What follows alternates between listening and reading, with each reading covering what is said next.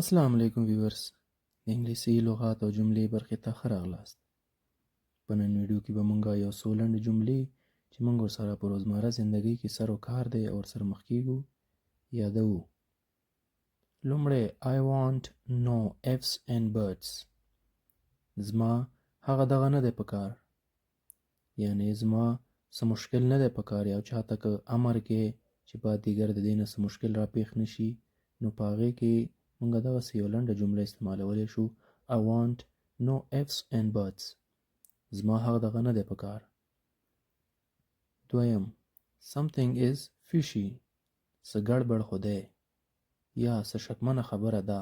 چېرته چې ستا شک راشي او ته غواړې چې دغه جمله په انګلیسۍ کې وي، نو هلته ویل کېږي something is fishy. څه شکمنه خبره ده یا څه ګډبډ خو دی چې انسان په شک کې راځي، نو هغلته دا خبره استعمالوي. Don't walk barefoot.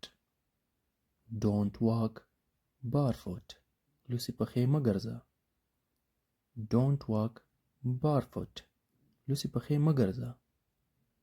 What to do with this. دې سره څه وکړو. What to do with this. دې سره څه وکړو. Unlatch the door. د دروازې کلفک خلاص کړه. Unlatch the door.